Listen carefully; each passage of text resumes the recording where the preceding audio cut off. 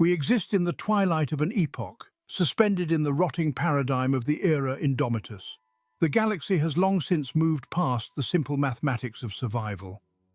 It has collapsed into a mythological end state, a nightmare of terminal religious hysteria where reason is a heresy and hope is a phantom of forgotten ages.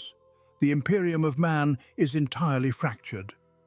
It is a bleeding carcass spread across a million worlds, clinging to dogma as the stars burn out one by one. We do not simply wage war anymore. We are merely bearing witness to the slow, agonizing funeral of the human species. You must understand the exact genesis of this ultimate damnation. There came a singular, terrible moment when the fabric of reality tore across the void.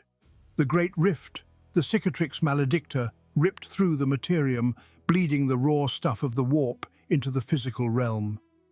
In that unholy instant, the Astronomicon blinked out. The Emperor's divine light, the eternal beacon that had guided the fleets of humanity for 10,000 years, was violently extinguished. A psychic scream of unimaginable agony erupted through the immaterium. This chorus of absolute despair surged through the minds of every astropath, from the gilded spires of holy terror to the deepest sanctums of Macragge. Thousands of sanctioned psychers were instantly blinded, their minds immolated by the sudden suffocating dark. The Noctis Aeterna had descended upon mankind. The veil between dimensions became nothing more than a ragged, weeping wound. Demonic forces spilled forth from this laceration in the cosmos, riding the tides of the ethereal tempest. When the divine light finally flickered back to life, it illuminated a dominion cleaved completely in twain. On one side of the cosmic scar lies the Imperium Sanctus. Here, a desperate holding action is fought by terrified mortal armies, trading billions of lives for mere inches of bloody dirt. Yet across the infernal divide lies the Imperium Nihilus. It is a suffocating abyss of silence, completely severed from the Emperor's grace. Entire sectors drown in madness, isolated by warp storms that devour complete armadas in a single breath. In the dark half of the galaxy, there are no reinforcements, no supply lines, and no saviors. There is only the endless, starving dark and the predators that hunt within it. The mortal institutions of the Imperium are utterly failing under the weight of this apocalyptic reality. The High Lords, the Administratum, and the endless ranks of the Astra Militarum cannot mend a galaxy that has had its spine shattered. The flesh of ordinary men, no matter how faithful, is too weak to bind the wounds of the cosmos. This decaying empire has transcended the salvation of mere mortals. To fight a war that has escalated into the realm of dark myth, humanity requires weapons of mythic proportions. The survival of our species now demands the presence of demigods, the physical sons of the Emperor returning to a galaxy that barely remembers them.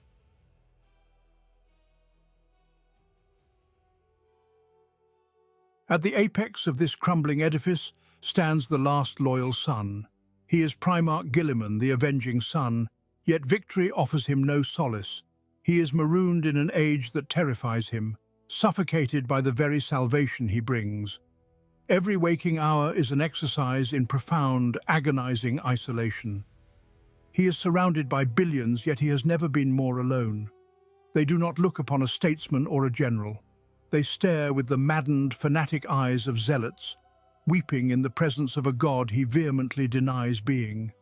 The fumes of their holy incense choke the brilliant mind that once authored the Codex Astartes. Now, the Lex Imperialis is a towering monument to bureaucratic stagnation, a ledger of slow death that he must endlessly balance. The sheer administrative burnout threatens to crush his transhuman spirit. He reads reports of thousands of worlds dying, signing execution warrants and planetary tithes until his soul grows cold. There is no escape from this nightmare, not even within the physical confines of his own body. Though he has painfully learned to strip the plates from his flesh in moments of absolute solitude, he remains functionally chained to the armor of fate, a masterwork of arcane technology and constant torment. This suit is no mere plating, but a complex parasitic life support system bound directly to his nervous system. Deep within its ceramite layers, Microscopic auto-sanctuaries and alchemical scrubbers endlessly filter toxins from his blood. Whirring neuroservos drive his ruined musculature, forcing him to stand when his organic form begs to collapse. Though the armor of fate grants him life, it never lets him forget the poison that almost claimed his existence. It is a walking sarcophagus, a constant agonizing reminder of his own fragile mortality and the rotting decay of the empire he serves. Within this gilded cage, Guilliman seeks guidance from the only being greater than himself, yet he finds only a horrifying void. He remembers a father who walked, spoke, and reasoned. Now, when he casts his mind toward terror, he feels only the monstrous, blinding psychic static of a silent god-thing. The Emperor no longer speaks to his son with the voice of a man.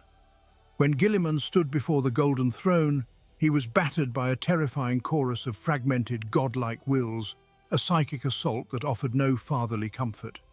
This silence is the heaviest burden of all. Guilliman must interpret the will of a corpse, translating the silent agony of his father into decrees that will damn or save trillions. The emotional hollowness echoes through his spirit, stripping away the last remnants of his hope. He cannot bear this singular divinity. The monumental task of holding back the dying light is too much for one mind, even a mind forged in the genetic alchemy of the Emperor. As he stares into the sprawling darkness of the galactic map, a desperate, unspoken plea forms within his weary heart. He does not ask for more armies or newer weapons. He yearns merely to look across the tactical hololith and see an equal who understands the true weight of the past. He needs another demigod to share the impossible geometry of this failing galaxy. He needs a brother.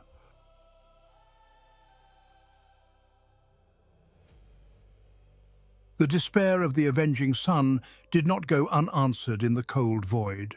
From the shadowed depths of history, the first Primarch returned to a galaxy that had forgotten his face. Lionel Johnson awoke from a slumber of 10,000 years, but he did not rise as the pristine demigod of the Great Crusade. Time, the great devourer, had laid its heavy hands upon his flesh. His golden hair had turned the color of ash, and his majestic visage was lined with the deep furrows of age and profound sorrow. The haughty arrogance that once defined the Lord of the First had burned away in the fires of treason and regret. In its place remained a tempered wisdom, forged by the haunting memories of his shattered homeworld and the brethren who had betrayed him. He was no longer just a prince of the realm, but an exhausted, relentless hunter who knew the bitter taste of failure. The galaxy fractured around his sudden resurgence, creating an immediate and violent geopolitical tremor. While Primarch Guilliman fought to maintain the dying light of the sanctus half of the galaxy, the Lion found himself cast into the absolute night of Imperium Nihilus. He did not possess the sprawling, methodical logistics of his brother. There were no grand crusades of fresh Primarchs space marines waiting at his command, nor the vast bureaucratic engines of terror to supply his wars. Instead, the Lion became the Emperor's shield in the dark. He operated as a solitary, autonomous warlord, gathering shattered warbands and terrified mortals beneath his banner. He became a beacon of martial defiance in a realm where the Astronomicon no longer shone.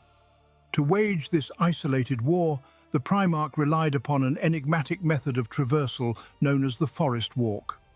This is no standard translation through the roaring tides of the Imperium.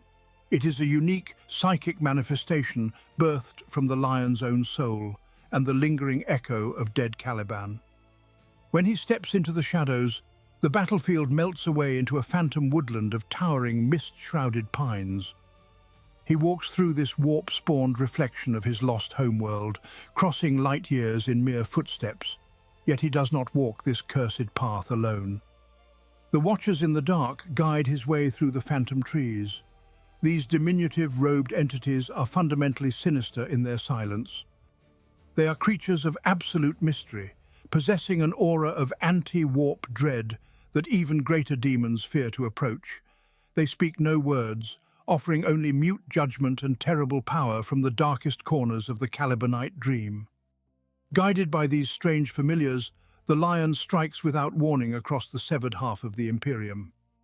His return established a new binary paradigm for a dying species. The sons of the Emperor were two once more, dividing the labor of survival between the builder and the killer. Guilliman commanded the grand defense of the light, while the lion prowled the endless dark, severing the heads of the monstrous things that dwelled there. Yet as this twin beacon of hope flared to life, a terrible truth remained inescapable. Two demigods now strode the stars, but against the infinite encroaching tide of chaos, their combined might was mathematically insufficient to halt the inevitable end.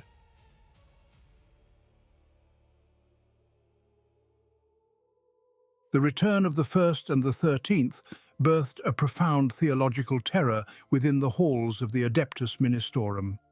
For 10 millennia, the Imperial cult thrived upon the sanctity of silence and the unassailable perfection of martyrdom.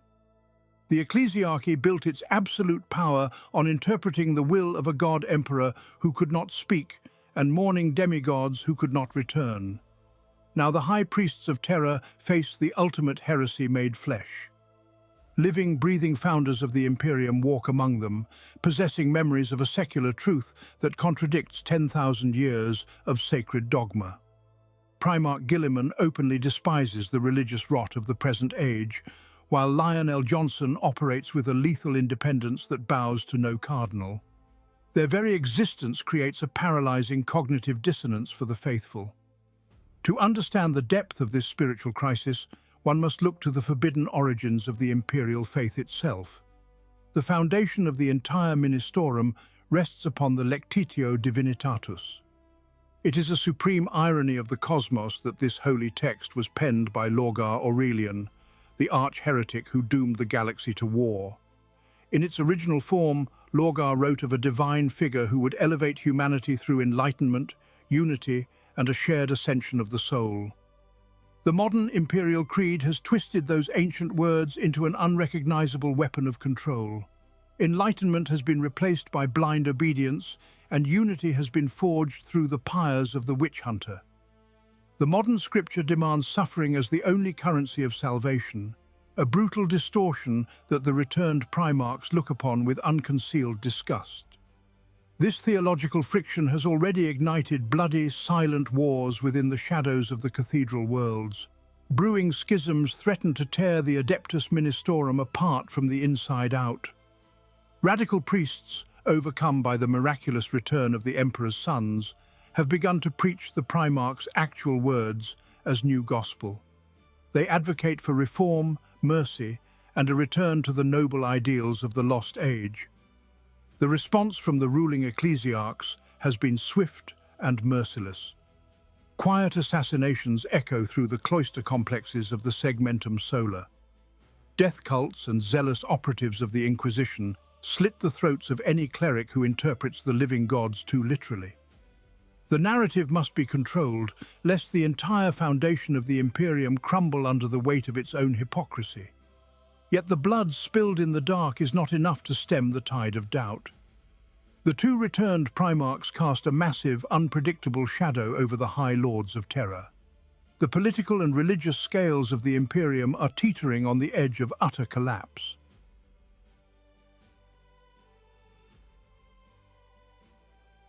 To seek the living myths of the Imperium is to walk among ghosts. Within the fortress of Hera upon Macragge, the empty pedestals of the absent demigods stand as monuments to a shattered dream. We must conduct a grim inventory of those who are lost, tracing the fading echoes of their final deeds. The great Khan of Chogoris was among the earliest to vanish into the mists of legend. Driven by righteous fury, Jagatai Khan pursued sadistic Xenos raiders through the hidden labyrinth of the webway. He rode into that shattered realm to avenge his slaughtered people, never to be seen again by mortal eyes. Then came the Raven Lord, consumed by the agonizing guilt of his own corrupted creations. Corvus Corax took his ship into the bleeding tear of the Eye of Terror, his final recorded transmission a whispered vow of nevermore. He abandoned his humanity to become a creature of shadow and vengeance, hunting the traitor Lorgar through the warp. Nearly 2 centuries after the heresy, the Wolf King of Fenris gathered his closest retainers and departed into the swirling madness of the Sea of Souls. Leman Russ turned his back on the physical galaxy, leaving his sons with a singular, lingering promise. He swore he would return for the apocalyptic wolf time, when the universe itself would burn. The Praetorian of Terror, Dorn, met his supposed end amidst the suffocating horrors of a chaotic fleet. Boarding a desecrated warship, Dorn fought alone against an endless tide of heretics. He left behind nothing but a severed skeletal hand, preserved within a sacred stasis shrine and worshipped by his grieving sons. Much later, the Lord of Drakes emerged briefly during the apocalyptic War of the Beast, only to vanish once more into the crucible of battle. Vulcan threw himself into the raging energies of a gargantuan orc temple gargant, his immortal essence scattered to the stars. He left his sons a cryptic legacy of hidden artifacts, promising his return only when his trials are complete. Yet amongst these vacant shrines, 2 pedestals remain deliberately, terrifyingly blank. There are no names carved for the 2nd and the 11th Primarchs. To even whisper of the Forgotten Brothers is to invite immediate execution. Their utter suppression was engineered by Malcador during the dawn of the Imperium. Through agonizing psychic decrees and arcane mind-wipe protocols, Malcador scoured their existence from the memories of the surviving demigods. Absolute compliance required absolute historical erasure. They are the ultimate voids in Imperial history, erased so profoundly that even the shadow of their passing has been sterilized. The remaining loyalists exist now only as phantoms, myths, and unfulfilled prophecies haunting the chapters of the Adeptus Astartes. They are whispered legends that sustain a dying empire, absent fathers whose return is prayed for in a trillion desperate hymns. But to truly comprehend the peril facing mankind, we cannot merely mourn the empty pedestals of our vanished protectors. We must cast our gaze beyond the bleeding wound of the Great Rift to understand the dark counterforces arrayed against us.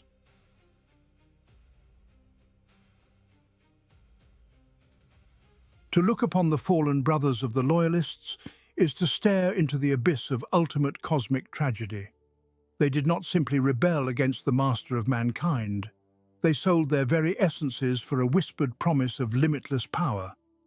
Yet the bitter truth of demonic ascension is that it is the most absolute of traps.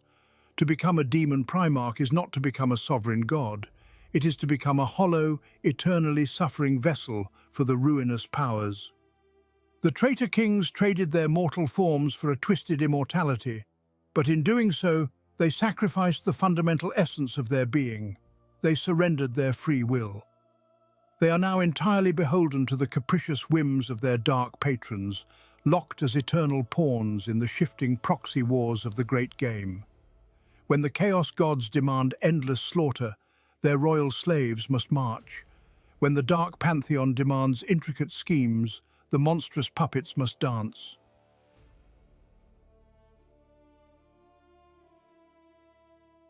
The rules of esoteric elevation bind the ascended just as completely as they empower them. To understand the chains of demonhood is to comprehend the current state of the galaxy's most visible nightmares. The active traitor Primarchs have stepped from the myths of the Horus heresy to wage open war upon the modern Imperium, yet they have all met the bitter limits of their immortal forms. Consider Mortarion, the Pale King of the Death Guard. Following the cataclysmic climax of the Plague Wars, he was brutally humbled by his resurrected brother, Primarch Guilliman. Because Mortarion failed to secure the realm of Ultramar, he was forcibly dragged back into the Imperium to face the wrath of Nurgle. He languishes now in the festering depths of the Plague God's mansion, chastised and contained by the very patron who granted him eternal life. Magnus the Red suffers a similar, albeit self-inflicted, isolation. Though he succeeded in dragging the Sortiarius system into real space, creating the Prosperan Rift, his grand designs were ultimately stalled. The Imperium's relentless containment efforts have effectively quarantined the Crimson King, trapping him within a localized empire of madness, where his galaxy-ending ambitions are suffocated by endless attrition. Then there is Angron, the Red Angel, whose wrath was unleashed during the Arcs of Omen. Despite his catastrophic triumphs, his rampage was halted by the newly awakened Lionel Johnson. Angron was cast back into the warp, bound to the agonizing cycle of resurrection that defines his demonic existence. To understand why these cosmic threats recede, one must understand the absolute mechanics of banishment. When a demon of such terrifying magnitude is defeated in the material universe, their physical vessel is shattered, but their essence merely returns to the warp. The Ordo Malleus and the Grey Knights, led by paragons such as Supreme Grandmaster Kaldor Drygo, utilize the ultimate weapon against these entities. They weaponize the true name. A true name is the fundamental harmonic frequency of a demon's conceptual existence. When Drago or his brethren invoke these ancient, multidimensional syllables, they do not merely destroy the physical body. They shatter the metaphysical anchor, tying the entity to reality. Once banished, the Imperium must slowly knit the fractured essence of the demon back together. According to the ancient numerology of the warp, this agonizing regeneration traditionally requires 100 years and a day, though the vast temporal distortions of the Great Rift can accelerate or delay this gestation. During this period of exile, the demon is powerless, forced to experience the torment of unmaking as its patron god slowly breathes form back into its fragmented soul. This mechanical truth of the warp leaves the galaxy in a precarious state. Mortarion is chained by his grandfather. Magnus is besieged within his own chaotic domain. Unlike his peers, Angron cannot be contained. He is bound to a violently accelerated cycle, cursed by Khorne to resurrect in exactly 8 weeks, 8 days, and 8 hours. The active heralds of the primordial annihilator have been bruised and temporarily neutralized. Yet the forces of chaos abhor a vacuum just as violently as nature does. With the most prominent demonic generals swept from the galactic chessboard, a terrible silence falls over the Eye of Terror. The absence of these titans creates a sudden, massive void of power among the traitor legions. It is a gaping wound in the hierarchy of the dark gods, a throne of shadows waiting patiently for an unaligned or long inactive brother to rise and claim the mantle of Warmaster.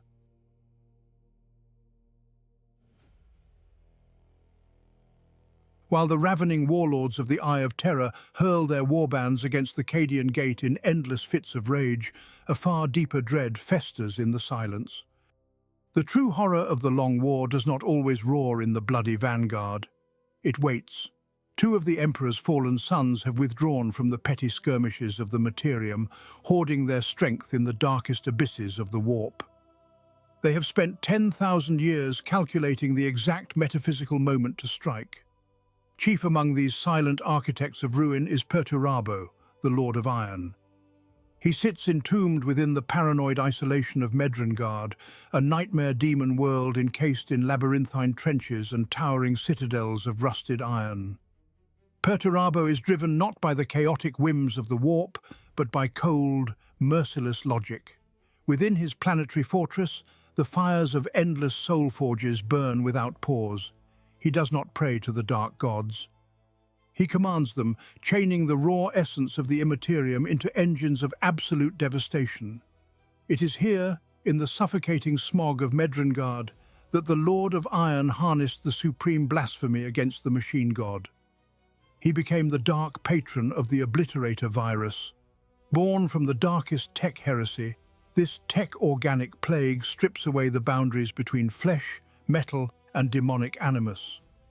The origin of the contagion is shrouded in the chaotic scrap code of the Dark Mechanicum, a disease that literally consumes and absorbs the weaponry of its host.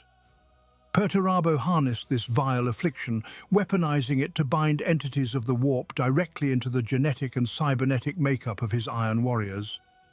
Under his cruel design, a space marine infected with the virus becomes a walking arsenal, their skin erupting with shifting cannons and screaming plasma vents.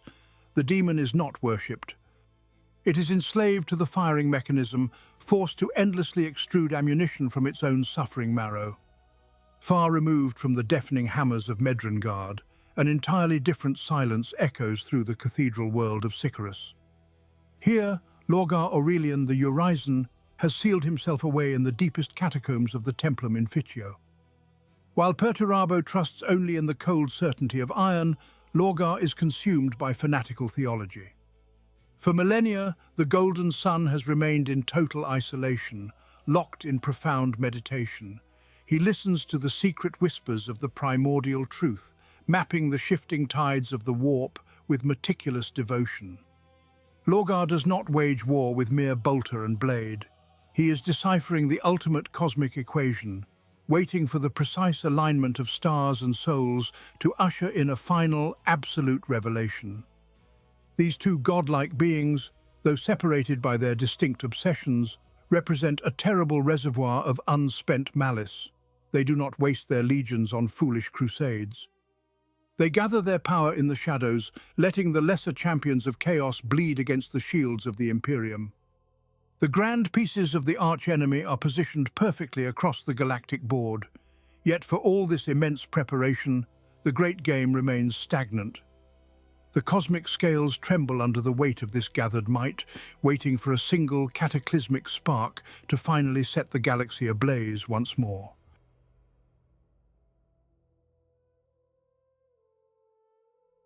The galaxy hangs suspended in an agonizing deadlock, vibrating with the terrible potential energy of an impending cataclysm. Loyalist and traitor alike are locked in a cosmic stalemate, each force applying immeasurable pressure against a crumbling center. The great scales of fate are balanced upon the edge of a knife, and the entire cosmos holds its breath. It is a silence that screams. In the deep vaults of the sanctified worlds, those who scry the future see only shadows and ash. To peer into this oppressive gloom, the Adeptus Astra Telepathica turns to the Emperor's Tarot. These are no mere cards, but intricate psycho-reactive crystalline wafers, forged in the arcane fires of the Martian priesthood and bound with a sliver of the master of mankind's own psychic resonance. To read them is to invite annihilation. Sanctioned psychers bleed from their eyes and weep tears of liquid warp as they attempt to divine the shifting currents of the Emperor's fragmented will. Each reading is a desperate gamble against soul death. The crystalline wafers heat to blistering temperatures, channeling the blinding agony of the Golden Throne directly into the fragile mind of the seer. Flesh chars and sanity shatters just to glimpse a fraction of a prophecy. The very act of interpreting these signs is a tortured communion with a dying god. And currently, the cards speak only of an unbreakable, grinding attrition. The cosmic narrative of this grim millennium demands a violent escalation to shatter this equilibrium. Look upon the returned sons of the Emperor. Primarch Guilliman serves as the supreme administrator, a tireless regent weaving the fraying threads of a million worlds together through sheer logistical genius. He is the shield that keeps the bloated heart of mankind beating. Lionel Johnson walks the dark paths as the ultimate duelist, an apex predator slaying the horrors that lurk in the shadows of the void. He is the precise blade striking from the dense, unmapped foliage of the galaxy. Yet this grand equation remains fundamentally incomplete. Administration brings order, and the duelist brings targeted death. But the encroaching abyss cannot be held back by statecraft and single combat alone. The Imperium is drowning in blood, and its survival requires a radically different aspect of the Emperor's original design. To break this celestial stalemate, humanity requires the fury of an absolute destroyer, or the warp-spanning vision of a transcendent mystic. The anvil of war demands a hammer that can shatter entire star systems to dust, or a mind capable of bending the immaterium to its own sovereign will. Without a siegebreaker to crush the archenemy's foundation, or a sorcerer to outmatch their foul magics, the Imperium will simply endure its way into extinction. The universe abhors such perfect, stagnant parity. The tension stretching across the segmentums has reached an unendurable threshold, warping the very fabric of reality itself. A spark is all that is needed to ignite the dry rot of the galaxy. The tarot wafers spin and align, burning the hands of the dying psychers who hold them, revealing the shape of a colossal storm that will engulf the stars. The fragile deadlock is already fracturing under the weight of an approaching doom.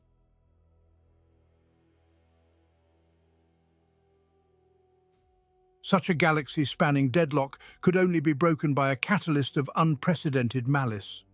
That catalyst emerged not from the ranks of mortal traitors, but from the grinding, sulphurous depths of the Forge of Souls.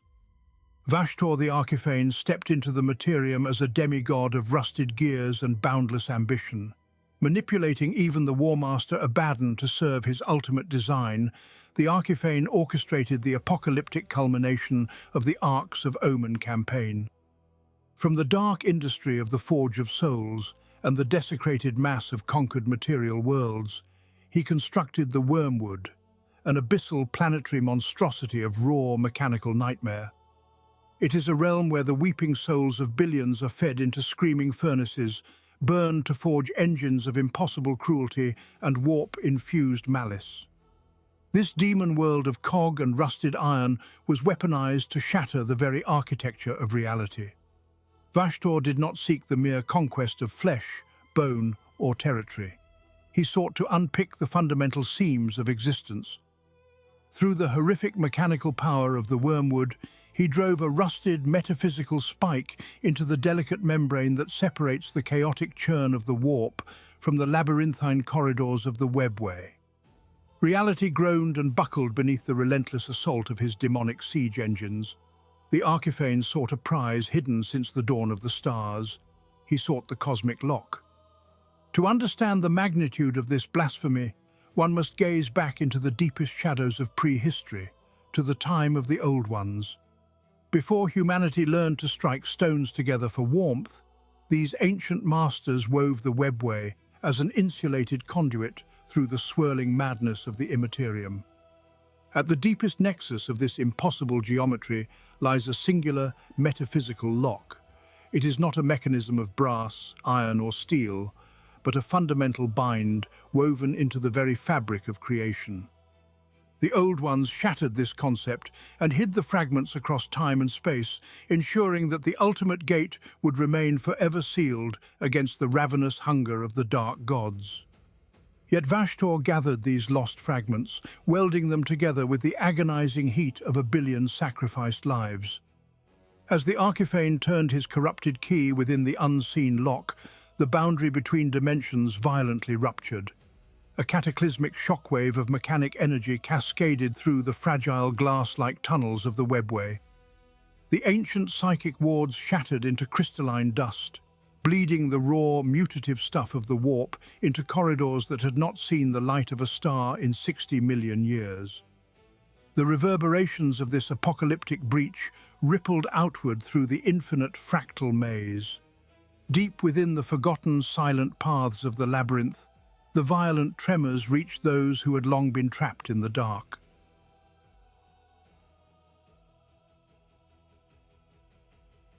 To understand the magnitude of the Arkifane's trespass, one must first comprehend the nature of the realm he violated.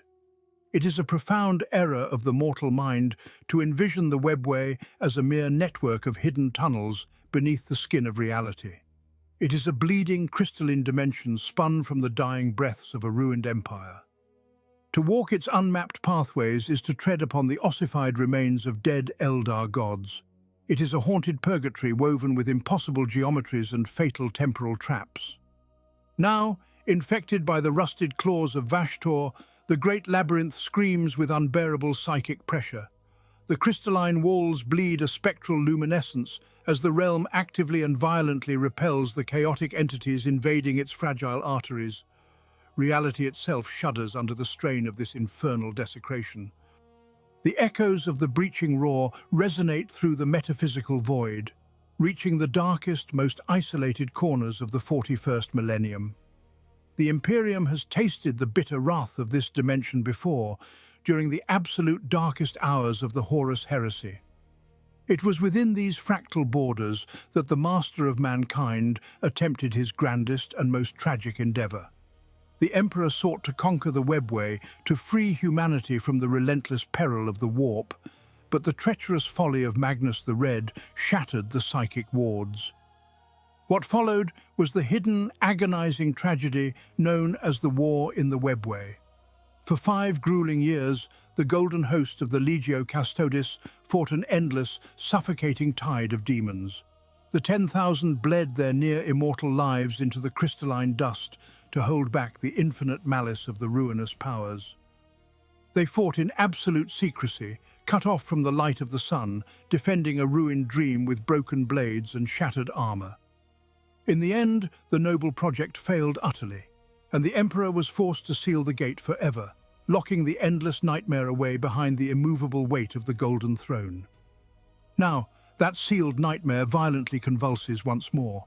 The psychic shockwaves of Vashtor's mechanical intrusion fracture secret paths that have lain dormant since the legendary fall of the Aeldari. Ghostly waystones shatter into screaming dust beneath the weight of immaterial scrap code. Time loops collapse upon themselves, trapping demons and desperate wanderers alike in eternal, repeating moments of pure agony. The labyrinth is a wounded beast, thrashing blindly against the dark, grinding industry of the warp.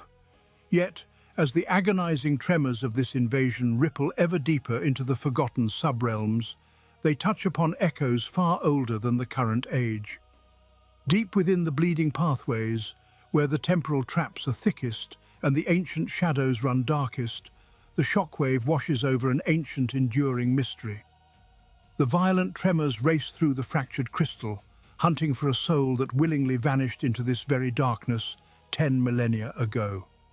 The screaming resonance illuminates the faded tracks of the Warhawk, reaching out toward the great unknown to awaken the restless legend of Jagatai Khan.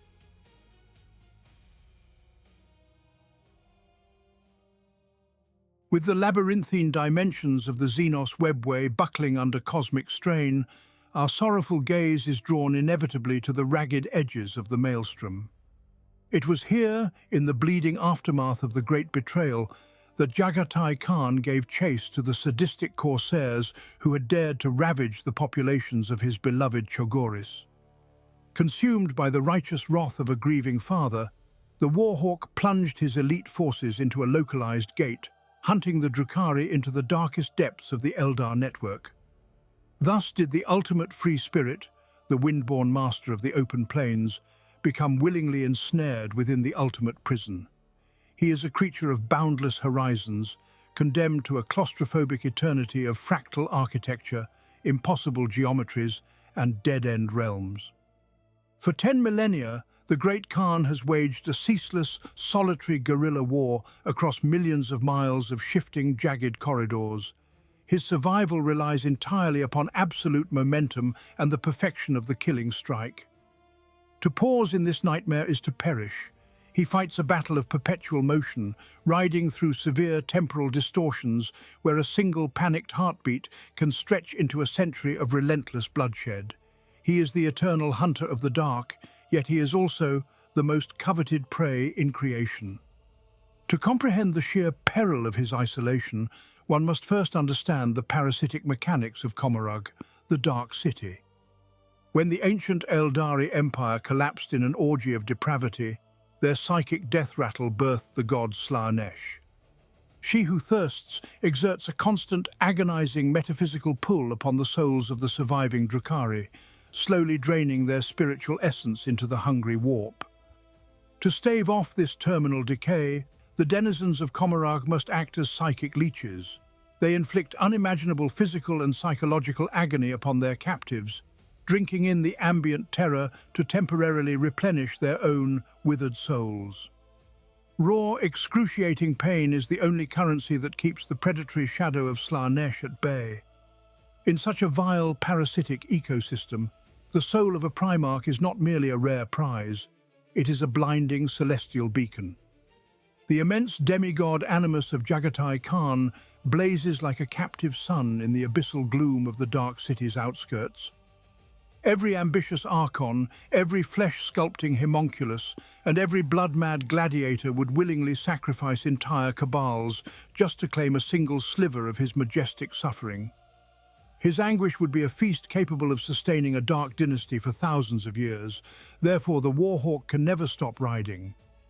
He must violently carve his path through an infinite, shrieking tide of degenerate aristocrats and monstrous flesh abominations, entirely cut off from the guiding light of the Emperor.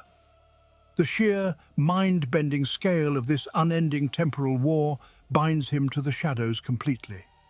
Though the psychic walls of the webway crack and shatter across the galaxy, The Khan is buried too deeply within its paradoxical depths to simply walk free. His endless ride is an Ouroboros of vengeance and survival, a bloody cycle that locks him out of the current mortal epoch. The laughing killer of the White Scars remains hopelessly lost to the howling winds of a shattered realm, ensuring that another brother must be the one to answer the desperate prayers of the imperiled Imperium.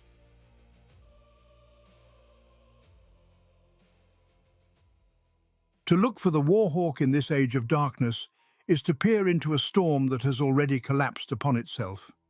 The fractured paths of the webway offer no salvation, for the dark city of Macragge is no longer a mere labyrinth of sadistic indulgence. It is a realm currently consuming itself from within. Deep beneath the impossibly vast spires of the Drukhari capital, the cataclysm known as the breaching of Kaine's Gate has shattered the very foundations of their shadowed domain. The ancient warding seals that held the ultimate nightmare at bay for 10,000 years have violently cracked. Through that abyssal fissure, the unrestrained fury of the Imperium now floods into the interstitial spaces of the webway.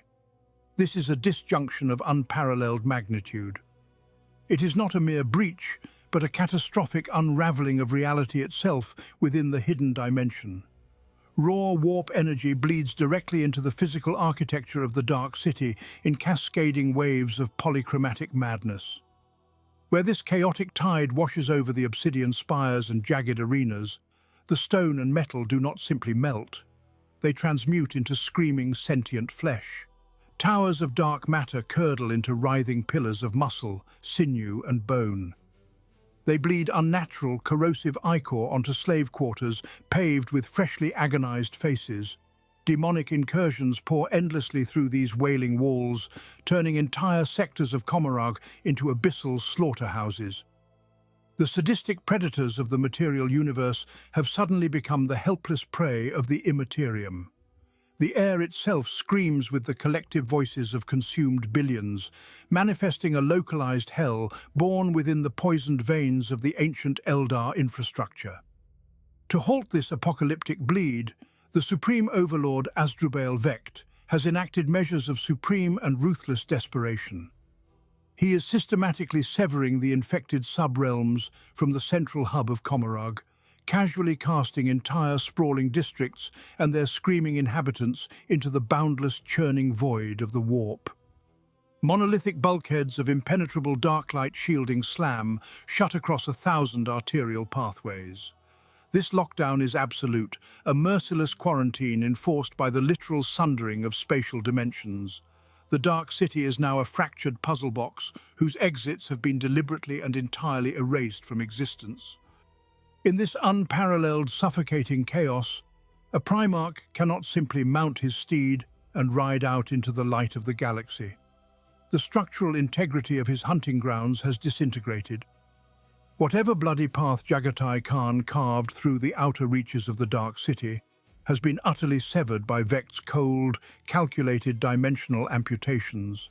The great Khan of Chogoris is trapped, sealed ever deeper within a collapsing maze of detached pocket realities and endless demonic tides. The lock on the Dark City holds firm, definitively denying the return of the Emperor's son at this critical juncture. Since the labyrinth dimension offers no egress, the profound reverberations of our current catalyst cannot manifest from the hidden paths of the webway. We must look away from the screaming spires of Macragge and turn our gaze back to the physical galaxy. The cosmic tremors of this awakening destiny are bleeding violently into the material universe. If the great Khan remains caged behind the shattered gate, the shifting tides of fate must inevitably be measured in the terrifying anomalies erupting across real space.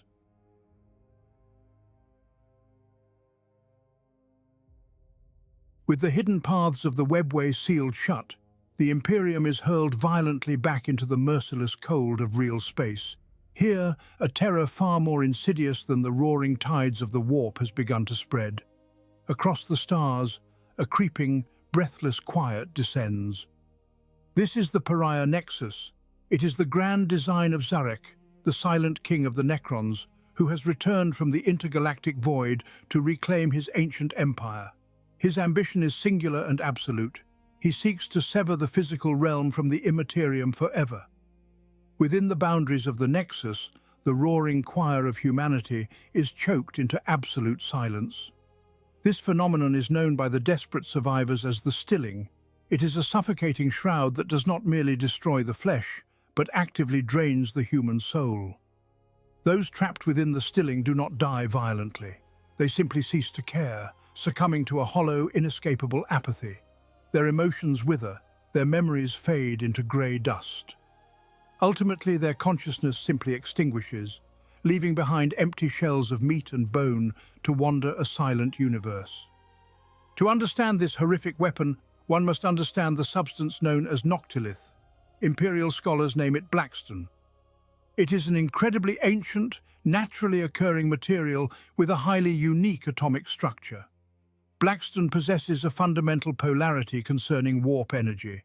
When calibrated by the peerless, cold intellect of the Necrons, its atomic lattice is locked into a highly specific geometric resonance. This configuration projects an anti-warp field, a localized zone of absolute real space that violently repels the energies of the immaterium. It is this precise alignment that generates the soul-crushing weight of the pariah nexus. Conversely, the ruinous powers of chaos understand the inverse of this polarity. By saturating noctilith with raw empiric energy and blood sacrifices, the forces of the archenemy can invert its function. When polarized toward the warp, Blackstone acts as a resonant amplifier, tearing the veil of reality asunder to birth massive bleeding rifts in space. Inside the pariah nexus, the Necron alignment holds absolute dominion. The holy incantations of the Adeptus Ministorum fall flat and lifeless from dry lips. The psychic might of the Adeptus Astra Telepathica is snuffed out like a candle in a hurricane. Faith and magic are rendered utterly useless. To fight within this zone of silence, the Imperium is forced to rely entirely upon the crude, undeniable reality of the material universe. Survival demands absolute, unbreakable physical savagery, or else a level of technological mastery that can match the immortal legions of the Silent King. Flesh and spirit are failing, leaving behind a desperate need for the uncompromising strength of iron and wrath. Yet to wage a war of pure mechanics and brutal attrition, humanity must look to its greatest forges and its most hardened warriors, wondering who remains to craft the spears of our salvation.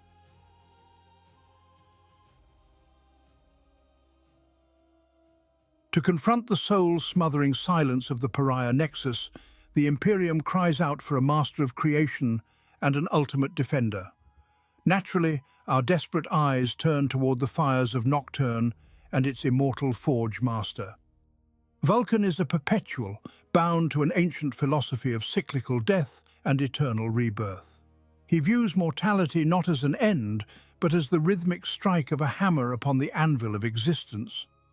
During the apocalyptic War of the Beast, he demonstrated the absolute expression of this belief. He threw himself into the raw, crackling energy of the Beast's immense Temple Gargant reactor, sacrificing his immortal flesh to break the greenskin menace.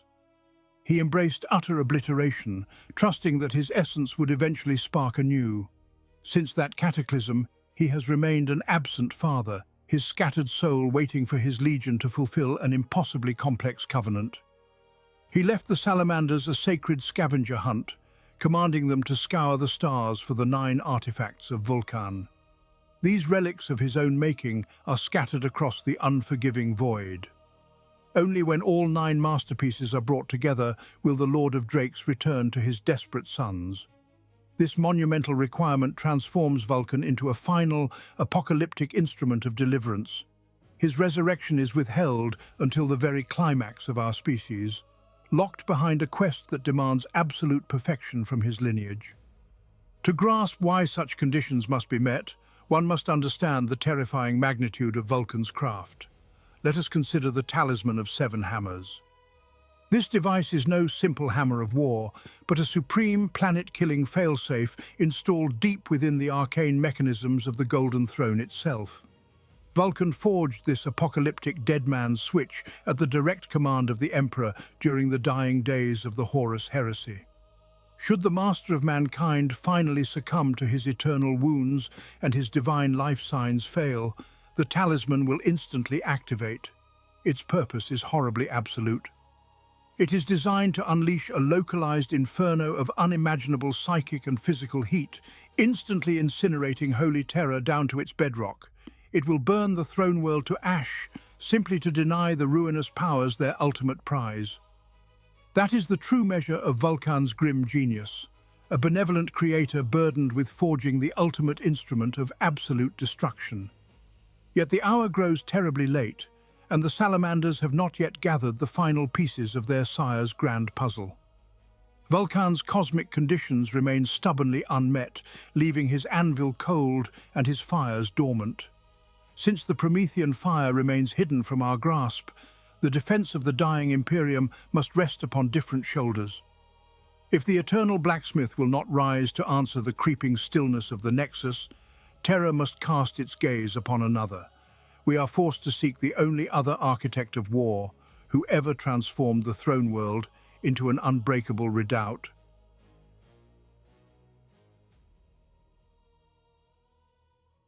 With the Lord of Drakes removed from the tapestry of prophecy, the burden of the final defender falls upon the absent Praetorian. Roboute Dorn, the stoic architect of terror, is a figure shrouded in bitter tragedy and unresolved myth. Official Imperial records decree that the Primarch of the Imperial Fists fell during the First Black Crusade. In the suffocating dark of the void, Dorn led a desperate boarding action against the Chaos battleship known as the Sword of Sacrilege. Overwhelmed by an endless tide of heretics and monstrosities, he fought until the communications arrays went silent. When his Gene sons finally battered their way into the blood-soaked corridors of the vessel, they found no corpse. They discovered only his skeletal hand, severed and abandoned amidst mountains of the slain. This single macabre relic, now scrimshawed with the names of supreme chapter masters, is the physical anchor for the grief of his lineage. The trauma of his loss fractured the very soul of his bloodline.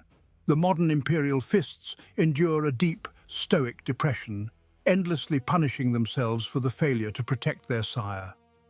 In stark contrast, their brethren in the Black Templars channel this immense generational trauma into an apocalyptic religious frenzy. They crusade across the stars with fanatical zeal, desperate to cleanse the galaxy of the taint that claimed their father. Yet the missing body of the Praetorian leaves a tantalizing void in the historical archives.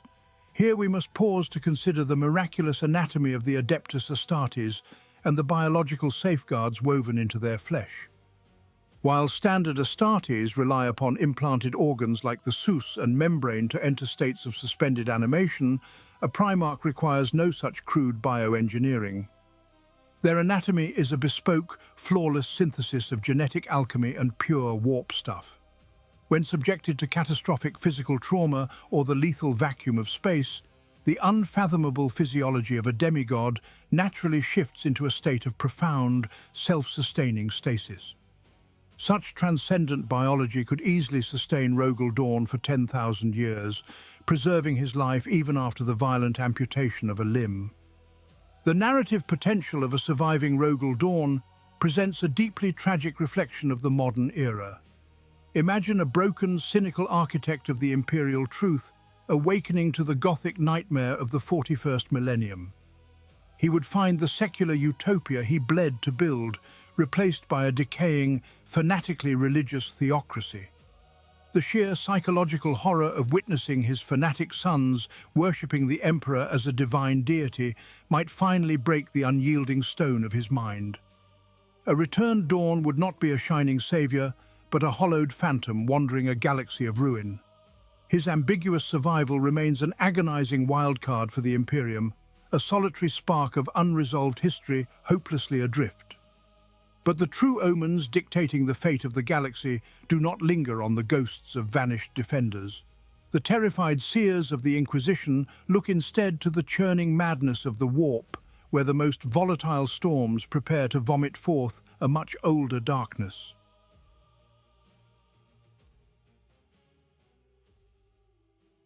With the shield-bearers of the Imperium shackled by defensive wars, the narrative of survival shifts to the offensive, drawing our gaze toward the most violent cosmic wounds ever to bleed across the galaxy. The Eye of Terror and the Great Rift seethe with impossible malefic energies. From these turbulent depths, the Imperium is actively disgorging ancient feral things that defy the natural order. Omens across the sector do not whisper of typical demonic incursions, but rather align to a very specific, primordial flavor of savagery. Astropathic choirs recoil from visions of blood and frost, while reports from the fringes of the Cicatrix Maledictum speak of frantic, coordinated movements from a force long thought lost to the annals of myth. They are the 13th Company of the Space Wolves. These warriors are warp-displaced phantoms, bounding from the blinding storms of the ether to hunt an ancient prey. They are tracking a scent lost for 10 millennia, driven into an absolute frenzy by the dark machinations of the Arks of Omen. To understand the dread they inspire even among their own allies, one must understand the dark legacy that flows through their tainted veins. It is a genetic tragedy known as the Curse of the Wulfen. When the Emperor forged the Space Wolves, he instilled within their gene seed the Canis Helix, a unique genetic marker designed to make them the ultimate predatory warriors. Yet this potent gift carries a devastating, unstable toll. Under the extreme duress of the warp, or through the slow, inevitable degradation of their genetic material over thousands of years, the Canis Helix can violently overwhelm the standard Adeptus Astartes physiology. The transformation is a horrific, mind-shattering agony of twisting bone and tearing flesh. Ceramite armor cracks and splinters as the Space Wolf undergoes a grotesque physical mutation, growing massive in size, covered in thick, matted fur, and sprouting razor-sharp fangs alongside elongated claws. All semblance of noble humanity is violently stripped away, replaced entirely by the sheer, unbridled fury of an apex predator. They become beasts of pure instinct, existing only to kill, to rend, and to howl at the shattered stars. The 13th Company has lived intimately with this curse within the Eye of Terror since the apocalyptic days of the Horus Heresy. They have embraced the beast within to survive a realm composed entirely of nightmares. Now, the Great Rift has vomited them back into real space, and their frantic hunts trace bloody paths across the imperiled void. They are not merely surviving the horrors of the modern galaxy, but actively pursuing a quarry that only their hyper-evolved, mutated senses can detect. Their feral howls echo through the tides of the warp, serving as a chorus of vengeance that precedes the arrival of something much greater. The whispers of the wolf grow louder with each slaughtered enemy, laying a trail of mangled corpses that points directly toward the deepest shadows of the galaxy. These bloody omens demand a deeper scrutiny of ancient legends, compelling us to turn our attention to those mythical figures who might finally step forth to answer the call of the pack.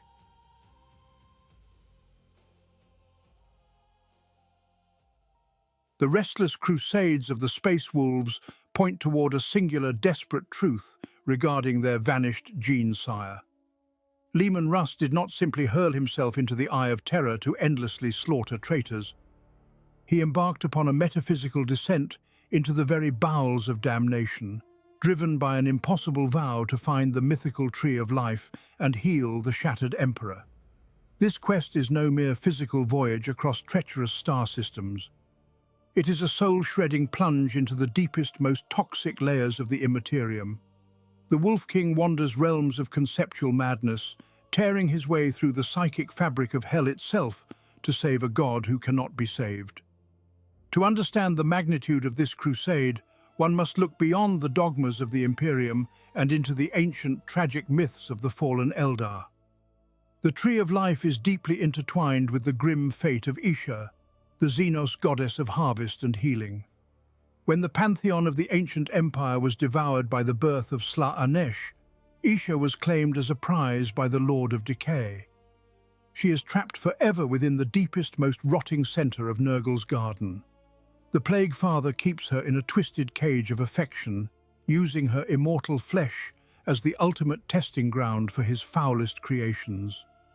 Nurgle feeds his captive goddess every new affliction, watching her suffer through the agonies of absolute necrosis before her divine nature purges the sickness.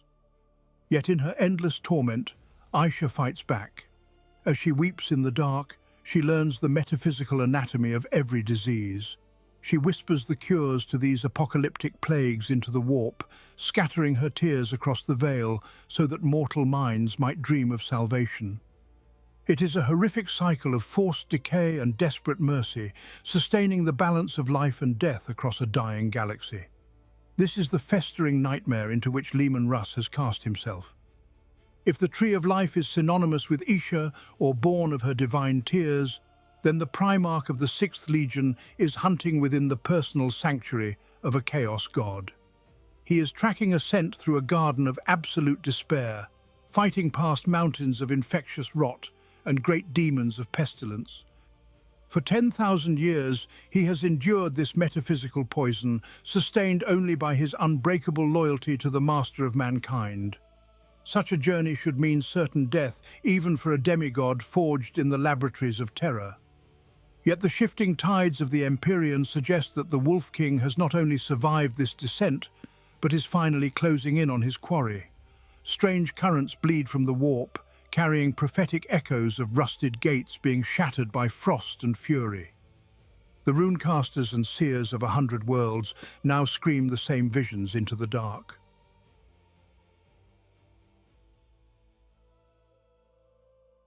The legends of the Great Wolf are no longer relegated to the dusty archives of forgotten millennia. Recent unveilings within the fragmented records of the era reveal concrete omens of his approach, most notably recorded in the harrowing accounts of the Ashes of Prospero. Njal Stormcaller, highest among the mystic brotherhood of the Space Wolves, found his waking hours shattered by apocalyptic visions of a galaxy consumed by absolute darkness. To understand the true nature of these portents, we must first confront the esoteric truth of Fenrisian divination. Across the wider Imperium, standard-sanctioned psykers draw raw, bleeding power directly from the Empyrean, risking their souls to the predatory entities of the warp. The rune priests of the Space Wolves walk a different path, anchoring their minds with ancient totems and the primal runes of their icy homeworld. They channel the boundless tides of the Immaterium through the planetary spirit of Fenris itself, using this fierce world soul as a metaphysical filter. It is a profound and deliberate hypocrisy, an ancient technicality born of pride. They wield the very powers they condemned the Thousand Sons for mastering, yet they stubbornly decree that their elemental channeling is shamanic purity, completely divorced from the taint of sorcery. Armed with this heavily filtered but undeniably potent foresight, Njal Stormcaller followed his waking nightmares across the stars to the cursed ruins of Prospero itself. Beneath the shattered glass pyramids of the Sorcerer King, the rune priest breached a labyrinthine portal network woven into the fabric of reality by the ancient Thousand Suns. Within that fractured dimension, time had ceased its natural flow. There, Njal achieved the impossible, retrieving Jarl Bulvai and the lost warriors of the 13th Company who had been trapped in the portal maze since the days of the Horus Heresy. The recovery of these ancient heroes was not a mere victory of logistics, but the fulfillment of an explicit, undeniable prophecy. The unearthing of Bulvai brought forth hidden truths and archaic runic casts that pointed to a singular, terrifying revelation. The written prophecies do not speak of the Wolf King in the abstract, but state with absolute certainty that his return is fundamentally tethered to the death throes of the current age. The Wolf Time is no longer a cautionary tale to frighten initiates around the hearth fires of the Fang. It is the verified end state of the galaxy, a final apocalyptic war that has already begun to tear the Imperium asunder. Njal Stormcaller now mobilizes the entire chapter, guided by these explicit visions that decree Russ is fighting his way back through the veil to lead his sons in the twilight of the gods. Yet the Primarch who departed into the Eye of Terror 10,000 years ago cannot be the same creature who emerges from its depths. The blinding arrogance of the Emperor's executioner must be shed, paving the way for a profound metamorphosis.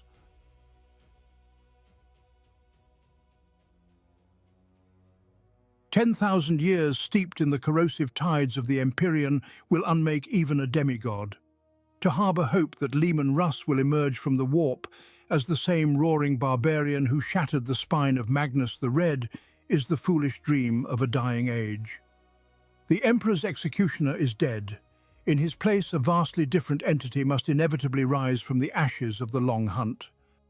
The rigours of the Imperium demand a grueling evolution, stripping away the reckless brawler and leaving only the hardened core of a sovereign survivor. We must envision an ancient, weary king, wrapped in the tattered furs of beasts long extinct, leaning upon a staff of rune-carved ash, rather than wielding a blade in blind fury. He is the archetypal wanderer now, a haunted sovereign who has sacrificed a portion of his physical might, perhaps even tearing out his own eye, to gaze deeply into the fundamental truths of the cosmos. This is a mystic, not a headsman. He has traded the unthinking brutality of his youth for a terrifying esoteric warp wisdom. Imperial scholars who dare to study the primitive belief systems of Fenris have long noted the eerie reflections of ancient Terran myths within their Deathworld culture. The rune priests sing sagas of a great world tree, an underlying metaphysical structure whose roots clutch the very foundation of reality and whose branches uphold the stars. They whisper of a terrible final winter, a cosmic death knell known in antiquity as Ragnarok, which the space wolves call the wolf time. In this apocalyptic mythos, the ultimate ruler is not a gleaming warrior in golden armor, but a grim, one-eyed wanderer who gathers forbidden knowledge to survive the inevitable twilight of the gods. Russ has lived this myth. He has walked the roots of the metaphysical world tree, absorbing the bitter truths hidden in the darkest currents of the Sea of Souls. His enlightenment is born of eternal suffering and relentless hunting in realms where sanity perishes. He is no longer merely a Primarch of blood and bone. He has become a creature of elemental prophecy, an avatar of the bitter end. Yet the cosmic scales of the galaxy abhor an imbalance. If the great wolf returns to the material realm, not as a savage beast, but as an enlightened, terrifying mystic steeped in the sorcery of the warp, the universe demands a counterweight. The emergence of a loyalist demigod wielding profound arcane supremacy cannot happen in a vacuum. Such a monumental shift in power draws the immediate attention of the dark gods, forcing the great game to present a mirrored threat on the traitorous side of the eternal war.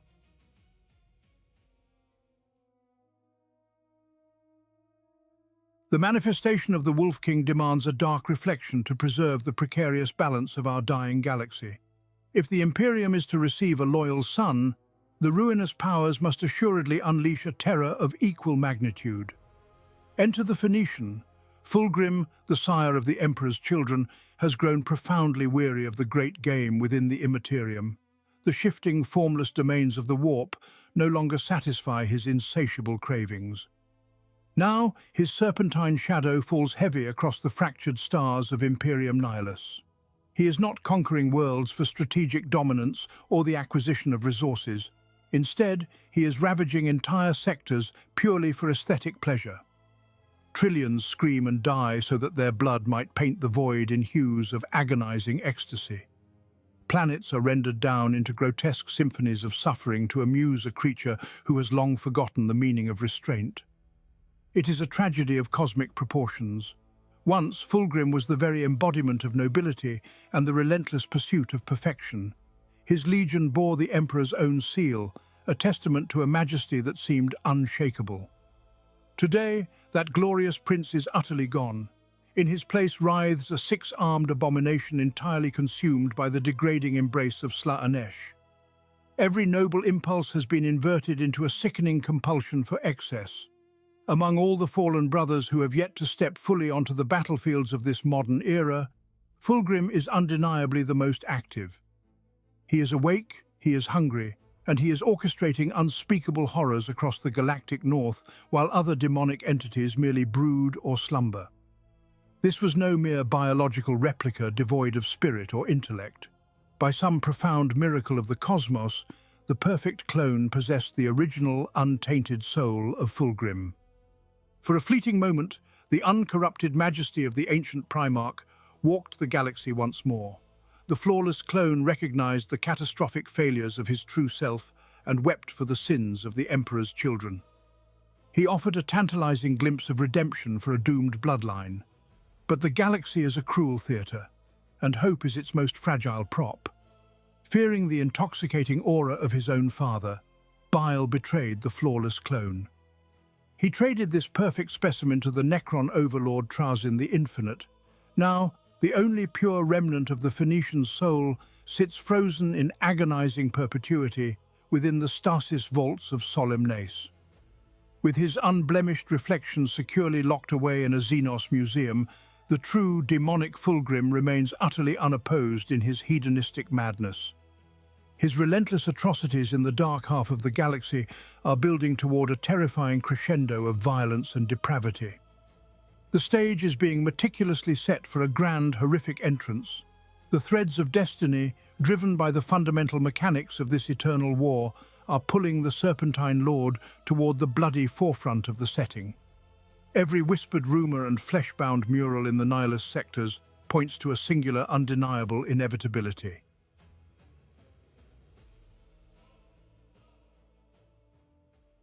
The scattered warbands of the Third Legion are no longer mere raiders indulging in isolated atrocities.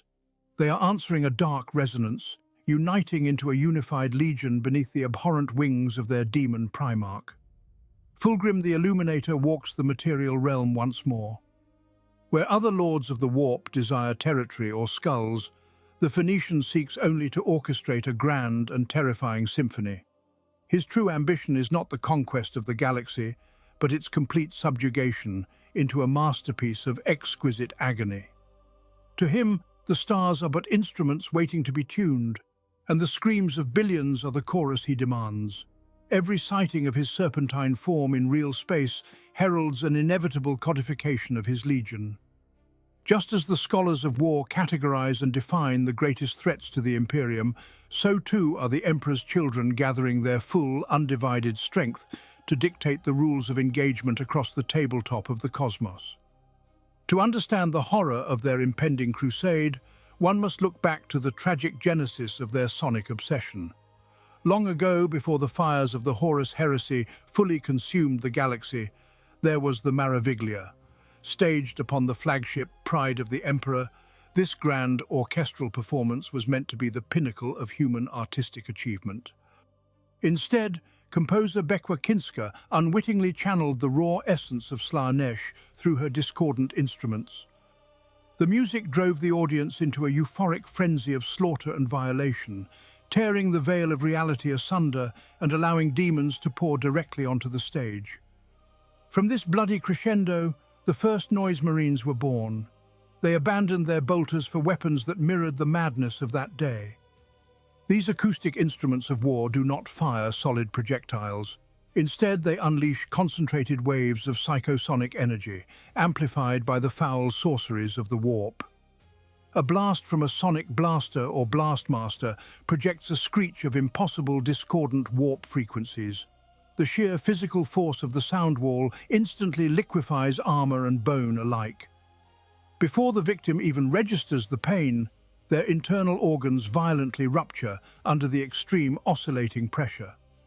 Worse still is the psychological devastation, for the unnatural frequencies bypass the ears entirely to reverberate directly within the mind.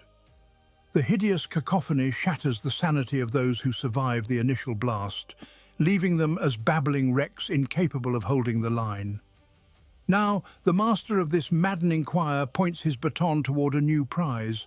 The unified Emperor's children are marching toward a specific vulnerable sector of the Imperium, intent on turning its heavily populated worlds into an amphitheater of torment. The sheer magnitude of this encroaching symphony threatens to tear the fabric of the sector apart. Yet such a monumental concentration of chaos rarely goes unchallenged.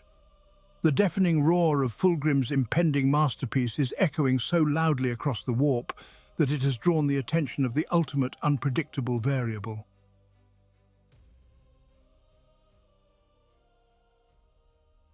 Yet the twisted apotheosis of the Phoenician finds a dark mirror deep within the Eye of Terror.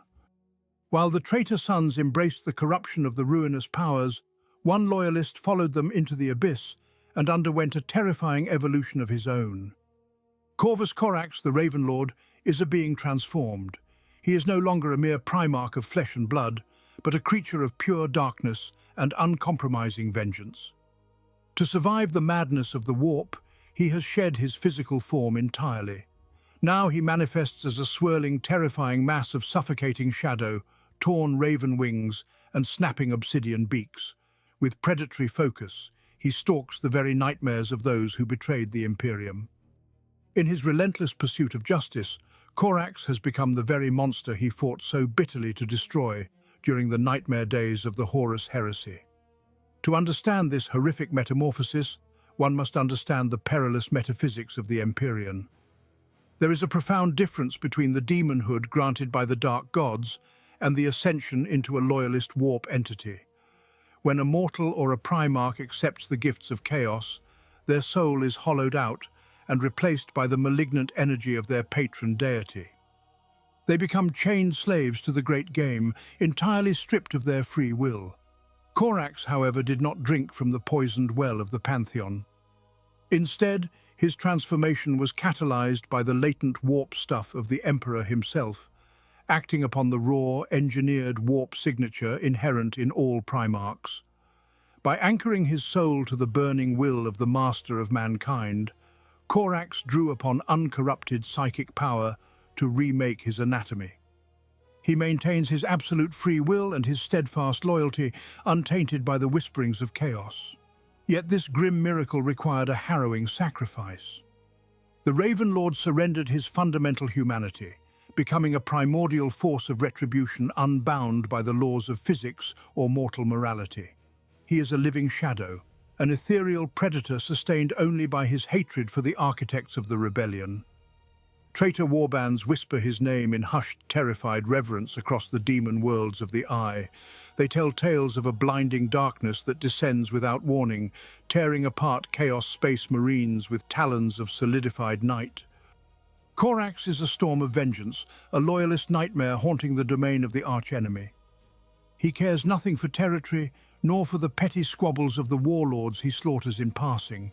His swirling vortex of feathers and shadow sweeps through the Imperium with a singular, unyielding purpose.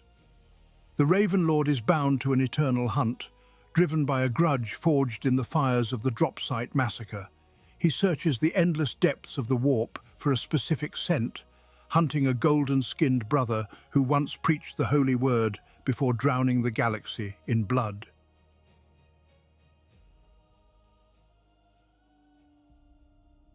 The immaterial shadows of the demon world did not merely conceal the Ravenlord, they became his weapons. Where the word-bearers marched in their crimson arrogance, the darkness rose up to tear them apart. Corax descended upon the traitor legionaries not as a fallen Primarch, but as a living storm of righteous vengeance. Ceramite shattered and mutated flesh was rent asunder before the unseen fury of the Raven. He slaughtered the sons of Lorgar with an effortless grace that defied the ruinous powers they worshipped. Black blood painted the obsidian streets of the demon world. It was an absolute massacre, a deliberate provocation that finally drew the Urizen himself from his unholy meditation. Lorgar Aurelian strode forth wielding the warp-born might of a demon prince. He expected to crush a broken remnant of the loyalist forces. Yet when he met his brother in the shifting ash wastes of his own sanctuary, the golden sun felt only creeping terror. Corax emerged from the nightmare canopy as a mass of living darkness, his eyes burning with the stolen fire of the Imperium. The clash was brutal, swift, and absolute. Lorgar was broken and battered by the relentless fury of a creature he could no longer comprehend or predict. Screaming in agony, the master of the word-bearers fled from the battlefield. He cast himself behind the arcane wards of his grand temple, sealing the massive adamantium gates to escape the wrath of the shadow. Corax slammed against the psychic barriers, screaming a promise of inevitable death that echoed through the currents of the warp. This eternal siege reveals the true nature of Lorgar's isolation. The architect of the Horus Heresy does not merely meditate in a 10,000-year exile. He cowers, But the Raven never sleeps, and his constant suffocating pressure is the exact reason the Urizen must eventually break his sanctuary and return to the galactic stage to face his fate. We must pause to understand the corrupted minds of the traitors Corax hunts so relentlessly. Consider the exact text from the Book of Lorgar regarding the end times. They hold a fanatical belief that absolute destruction is the highest form of holy purgation. To them, the violent dissolution of reality into the warp is a sacred duty demanded by the gods. Every slaughtered world and every screaming soul is a divine sacrament offered to the dark pantheon. They view the creeping ruin of the Imperium not as cosmic murder, but as a necessary exorcism of secular lies. Yet against this apocalyptic tide of holy annihilation stands the terrifying might of the Raven Lord. He has become the perfect executioner of the Emperor's most hateful foes. Corax wields the raw essence of the warp to butcher the servants of chaos on their own tainted soil. But this immense, terrifying power comes with a damning cost to his humanity. He has morphed into a nightmare entity, becoming the very horror he once fought to destroy. His mind and soul are entirely locked in an endless hunt across the demon worlds of the Eye of Terror. He is an unparalleled weapon of pure vengeance, but a weapon cannot heal a broken realm, and a monster born of warp shadows can never return to save the dying Imperium he fights for.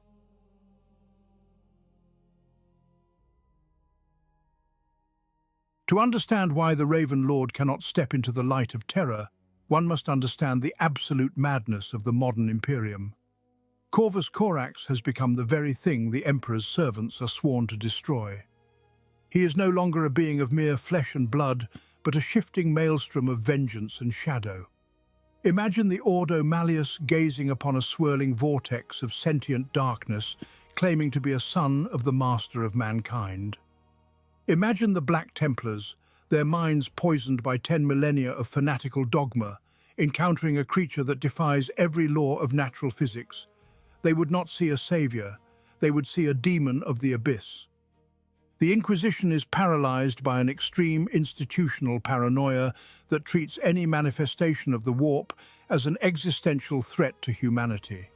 They do not care about the purity of a soul if the physical vessel is undeniably tainted by the powers of the archenemy. If Corax were to emerge from the Eye of Terror in his current state, his arrival would not inspire hope across the crumbling galaxy. It would trigger an immediate, cataclysmic civil war.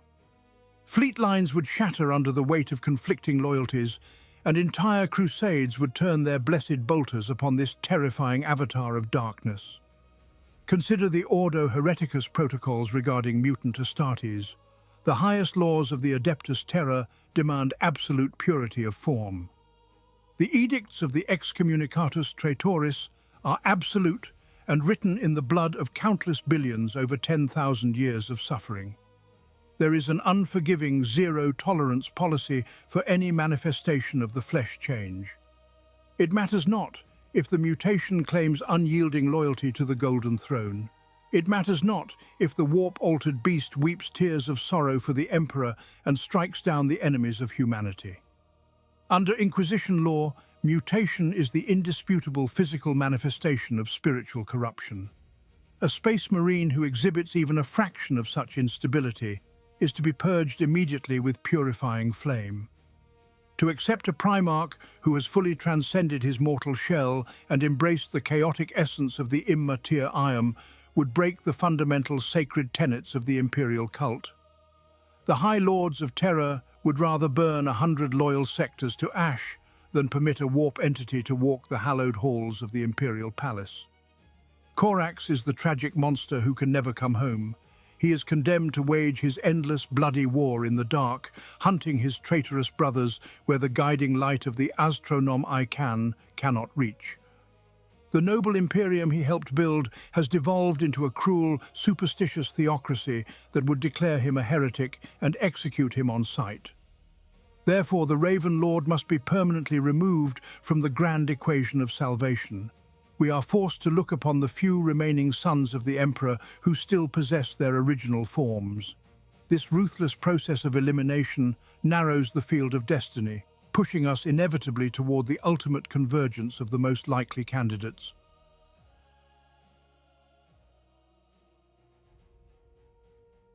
The Imperium can hold its breath for only so long. The immaterial realm is boiling over, utterly unable to contain the lost demigods that have wandered its fathomless depths for 10,000 years. Now, the distinct threads of our doom pull taut. Vashtor the Arkifane continues to hammer his unholy rift into the fabric of real space.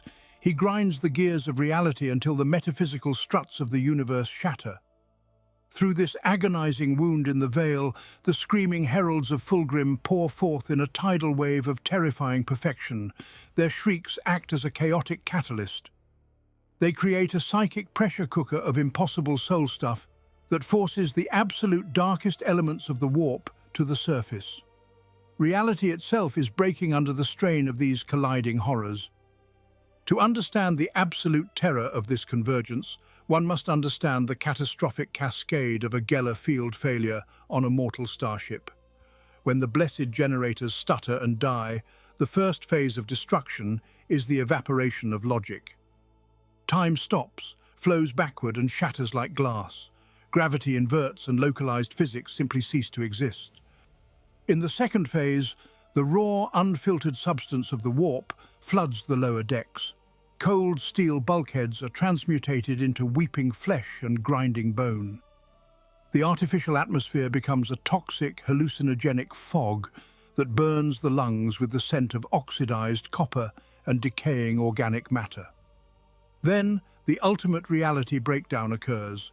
The desperate, screaming crew undergoes absolute atomic fusion with the invasive anomalies of the Immaterium. Bone, blood, and eternal soul are forcibly welded to the creeping, iridescent vines of local demon flora that violently erupt from the deck plates.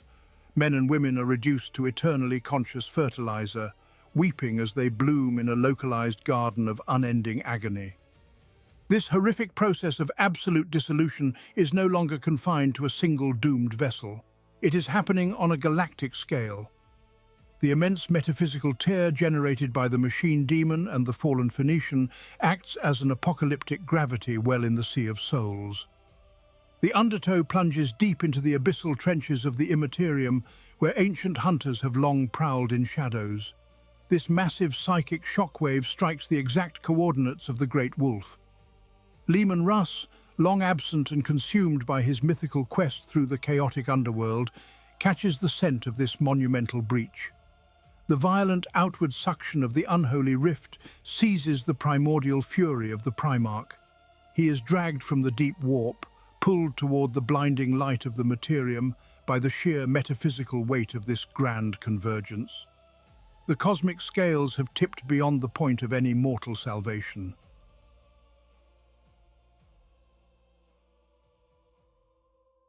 A storm of absolute vengeance is brewing at the edge of the fractured veil, heralding the arrival of ancient titans. The reckoning of gods and monsters is finally at hand. From the bleeding wounds of reality, the definitive truth of the coming age steps into the light. The verdict of destiny dictates the paired return of the wolf and the serpent. Leman Russ and Fulgrim shall break the boundaries of myth to wage war in the present millennium. It is the Wolf King, Leman Russ. He is no longer the brash, impulsive executioner who burned Prospero. 10,000 years of hunting in the chaotic abyss have forged an older, wiser predator draped in the bitter frosts of the Immaterium. He does not march into this apocalypse alone. Consider the sheer, brutal science of an Adeptus Astartes orbital assault. A standard Space Marine drop pod does not merely fall from the heavens, it is fired like a monolithic, wrathful bullet from the belly of a strike cruiser in the void. As these armored teardrops brutally breach the exosphere, extreme atmospheric friction superheats their ablative hulls to thousands of degrees. They become blinding meteors of ceramite, screaming downward at inescapable terminal velocity. Mere seconds before absolute annihilation against the ground, the machine spirit ignites the massive retro-thrusters. This violently sudden deceleration subjects the immortal occupants to gravitational forces that would instantly liquefy a mortal man. Even with this braking maneuver, The kinetic force of the impact remains utterly cataclysmic. When a dozen dreadnought drop pods slam simultaneously into a planetary crust, the localized seismic shockwave physically shatters bedrock and vaporizes the immediate surrounding terrain. It is the holy wrath of the Emperor measured in pure megatons of blunt force trauma. From these smoking fused craters, the sons of Fenris charge straight into the blinding chaos of the demonic theatre. Leman Russ and Fulgrim plunge into immediate apocalyptic combat the very second they manifest in real space. Biting frost meets agonizing venom in a titanic clash that shatters the corrupted spires of the Hive City. Every sweeping strike of the ancient rune blade echoes with the accumulated grief of 10 millennia. Every blinding parry by the many-armed demon Primarch sparks with unimaginable warp-forged malice. It is a devastating collision of absolute extremes that will inevitably rip the planet apart, reducing the once proud Hive world to a cracked and molten wasteland. Yet the ultimate consequence of this cataclysmic duel extends far beyond the ashes of a single dead world. The Wolf King will survive the fire of this encounter. His imminent survival guarantees a massive shift in the political balance of the Imperium, carrying cold truths from the deep warp that must soon be shared with his awakened brothers.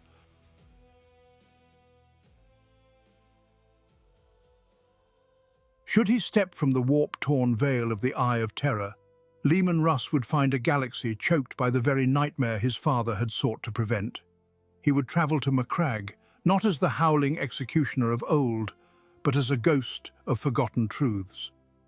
Roboute Guilliman, the exhausted Lord Commander, prepared himself for the return of a barbaric brawler. Guilliman expected the reckless savage who had burned Prospero to ash. Instead, he met a weary, warp-enlightened mystic. The Wolf King had spent 10 millennia sailing the Sea of Souls, his spirit hardened by the deepest currents of the Empyrean. Were the Avenging Sun to explain the Era Indomitus, detailing the horrific decrees of the ecclesiarchy and the worship of the master of mankind as a literal god, Russ would not rage. He would not draw his blade or howl in furious denial. Instead, the Lord of Winter and War would simply laugh.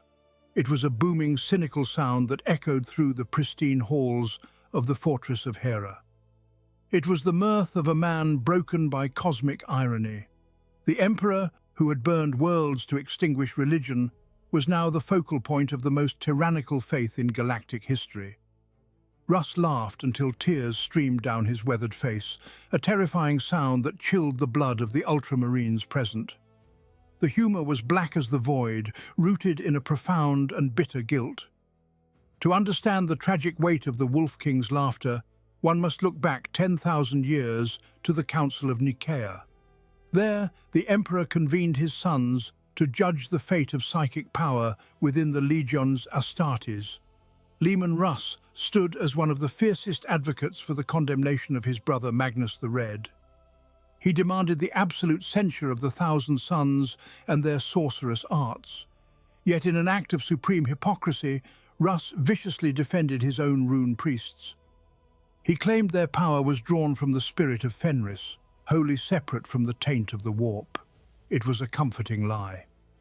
Now, tempered by millennia within the very realm of chaos he once claimed to abhor, Russ understands the depth of his own willful ignorance. He knows that warpcraft is warpcraft, regardless of the tribal totems used to filter it. He had condemned his brother for a sin he himself committed daily. This crushing realization of his own hypocrisy has stripped away the arrogant veneer of the Great Crusade. The Wolf King does not judge Guilliman for the compromises made to keep the Imperium alive, for Russ knows too well the price of arrogance. Their clash of ideologies is not fought with blades, but with heavy sighs and knowing glances. Guilliman is the chained statesman desperately holding the rotting pillars of civilization together, while Russ is the wild philosopher who sees the futility in sweeping away the ashes. Yet as tense as this reunion of differing minds remains, the true test of the Wolf King approaches from the shadows. The philosophical divide with the Avenging Sun is merely a prologue. An older, far more bitter reckoning waits in the dark, carrying the weight of ancient betrayals and millennia of unresolved honor.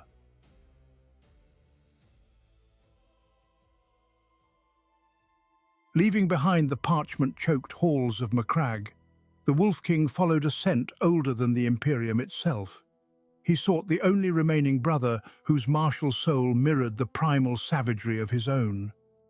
Beneath the dying light of fractured stars, a reunion between Leman Russ and Lionel Johnson would be a moment pregnant with the weight of millennia. Two titans of war stood face to face, separated by a silence that could shatter adamantium. Their last encounter had not been one of fraternal affection, but a brutal, blood-soaked brawl that lasted for days. To understand the gravity of this silence, one must look back 10,000 years to the Dulan campaign. During the Great Crusade, the 1st and 6th Legions fought to bring the defiant Crimson Fortress to compliance. A tyrant named Durath had insulted the Wolf King, and Russ swore a blood oath to take the warlord's head. But it was the Lion, calculating and utterly ruthless, who breached the citadel first. When Russ fought his way to the throne room, he found his brother's sword already sliding from the tyrant's chest. It was a stolen kill that shattered the wolf's pride. A furious Russ struck the Lion, igniting a melee between demigods that raged across the fortress until Russ, recognizing the absurdity of their wrath, began to laugh. The Lion did not share the joke. A single sucker punch from the Lord of the First knocked the laughing wolf unconscious, cementing a bitter rivalry between the Dark Angels and the Space Wolves that outlasted the heresy. Now, at the end of all things, the ancient rivals sized each other up. The youthful arrogance that had fueled their blows at Dulan was gone, eroded by 10 millennia of sorrow. The Lion stood older, tempered by the long dark, a weary sentinel at the edge of oblivion. Russ was a mystic wanderer, his feral edge honed by the warp, but heavily burdened by his endless hunt. Neither raised a blade. Instead, the shared, crushing grief of their greatest failure bound them together. Both had arrived too late to save the Emperor. Both had lived with the ashes of a dream they could not protect. The tension dissolved not into blows, but into the silent acknowledgement of broken sons who had lost their father. They were no longer the proud warlords of a golden age, but the final, scarred defenders of a rotting realm. Yet the galaxy cares little for the quiet sorrows of demigods. Before the brothers could forge a new oath from their shared misery, the Vox networks across the sector screamed in agony. A terrible resonance bled through the fabric of reality, a sickening symphony of excess and slaughter. The Phoenician had returned to the theatre of war. Fulgrim was carving a path of catastrophic agony across the stars, demanding the attention of the Emperor's loyal sons. The time for reflection was over. The Lion and the Wolf turned their eyes toward the encroaching dark, their ancient feud cast aside for the bloody work of vengeance.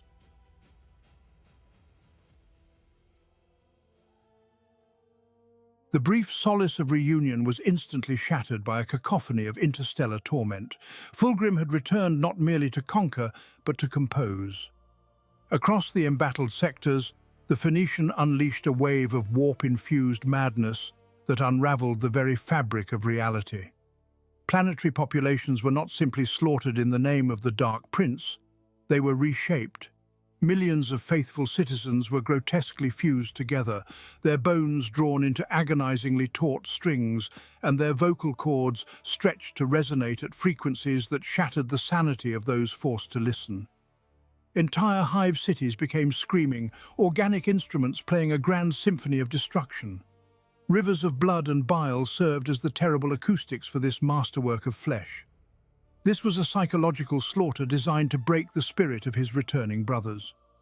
Across the astropathic relays, Fulgrim broadcasted a ceaseless, mocking aria aimed directly at Primarch Guilliman. The warp carried visions of Thessaly, replaying the catastrophic duel where the Lord of Macragge had his throat opened by a poisoned blade. Fulgrim taunted the Avenging Sun with the memory of that ancient failure. He promised that the lingering venom in Guilliman's blood was nothing compared to the poison now spreading across the galaxy. Every scream of a transformed world was a tribute to that long-ago victory, a calculated insult meant to draw the Loyalists out from their fortified lines. To understand the depth of this depravity, one must look back to the crystalline temples of Leren. The ruin of the Third Legion began with a single sword snatched from the altar of a serpentine Xenos race. The layer blade was no simple weapon of war. Within its silvered metal dwelt a greater demon of Slanesh, a creature of boundless indulgence that recognized Fulgrim's fatal flaw. The demon did not corrupt the Primarch with sudden visions of slaughter. Instead, it whispered of perfection. It offered microscopic improvements to Fulgrim's already divine sensory perception. Colors became more vibrant. The clash of steel rang with a sweeter pitch. The scent of blood carried hidden, intoxicating spices. By offering these infinitesimal enhancements, the entity slowly eroded the Primarch's perfectionist soul, convincing him that the limits of mortal sensation were chains begging to be broken. That slow unspooling of sanity birthed the monstrous deity now orchestrating the demise of worlds. Now the snake had coiled around a new prize. Fulgrim was deliberately stalling his advance, using the unspeakable suffering of his organic flesh choirs as bait. He knew his noble brothers could not ignore the screams echoing through the Empyrean. The trap was masterfully set, daring the loyalist Primarchs to abandon their strategic caution and launch a desperate rescue crusade. To confront this symphony of horror meant abandoning crucial defensive perimeters and defying the established dictates of the High Lords of Terror. The mere suggestion of such a reckless retaliation began to tear at the fragile unity of the human command structure, pitting the pragmatic demands of survival against the burning need for righteous retribution.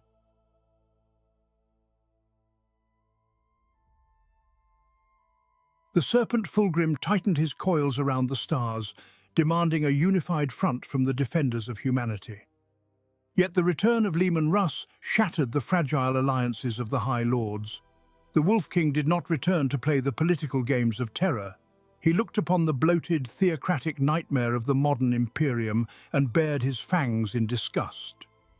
Where Primarch Guilliman had swallowed his revulsion and compromised with the ecclesiarchy to keep the war machine functioning, Russ offered no such concessions. To the Lord of Winter and War, the worship of his father was a sickening delusion, and the secretive tyranny of the Inquisition was a parasitic rot that needed to be violently excised. The ideological fault lines fractured into open civil war.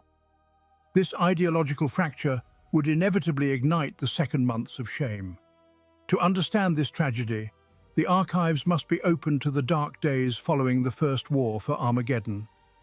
In that terrible era, the Inquisition decreed that every citizen and soldier who had witnessed the demon Primarch Angron must be sterilized, enslaved, or executed. The Space Wolves refused to allow the slaughter of the very heroes they had fought beside.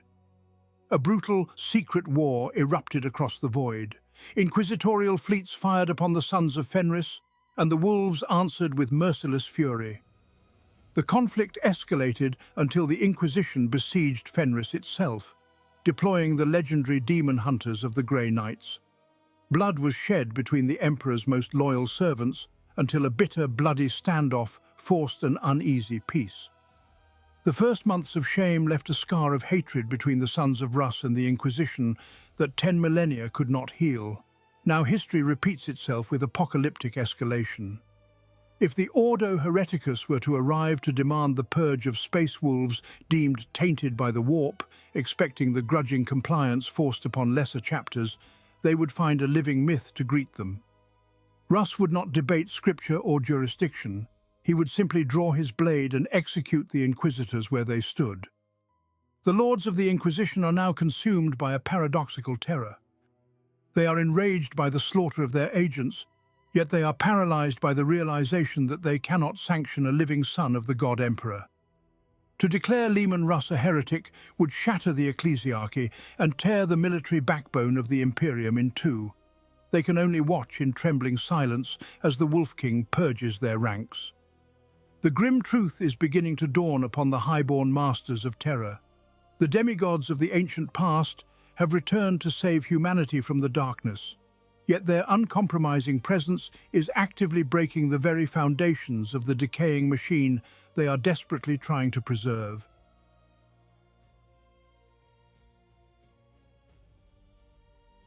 To look upon a living Primarch is to behold a staggering walking contradiction. They are heralded by the desperate masses as the ultimate salvation of mankind, yet they are nothing of the sort. These demigods are relics of a forgotten secular dawn. They were forged by the Emperor in an era of unyielding optimism, genetically designed to lead an empire governed by reason, science, and enlightenment. Now they awaken into a suffocating Gothic nightmare. The galaxy they were built to conquer and elevate no longer exists. In its place stands a decaying, blood-soaked monument to endless ignorance, ruled by the very fanaticism their father sought to eradicate. They cannot simply fix this rotting empire. Their mere existence is an agonizing, destructive friction against the dogmatic machinery of the 41st millennium. Consider the tragic paradox of the standard template construct to understand the depth of this decay.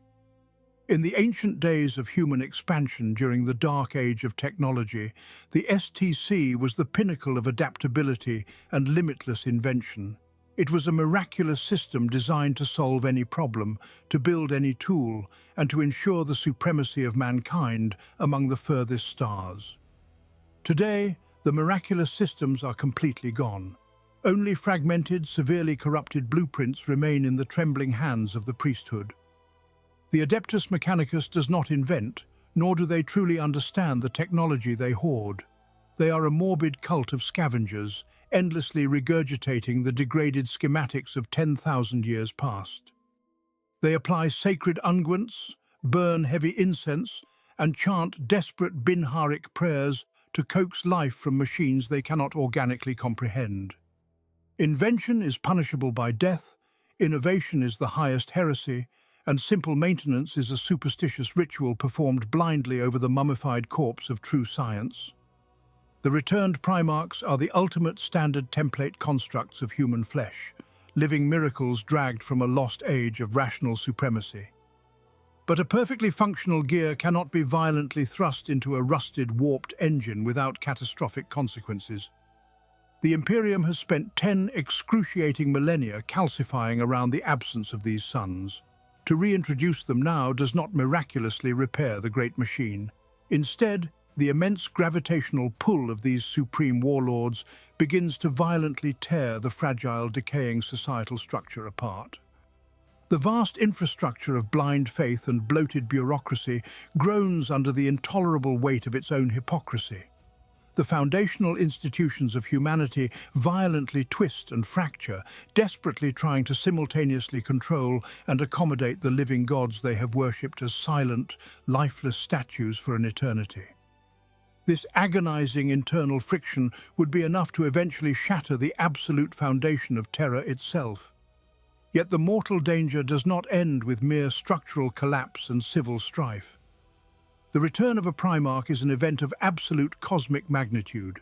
Their monumental souls burn with the undeniable ferocity of newborn stars, casting a blinding metaphysical light into the infinite dark of the warp. The massive energy spikes generated by their psychic resonance and martial resurgence violently ripple through the very fabric of the Empyrean. Such raw, undeniable power cannot remain isolated in a galaxy populated by ancient apex predators. The internal decay is a slow and painful poison, but the blazing, unshielded beacon of their return has already begun to attract hateful eyes from the deepest, coldest voids.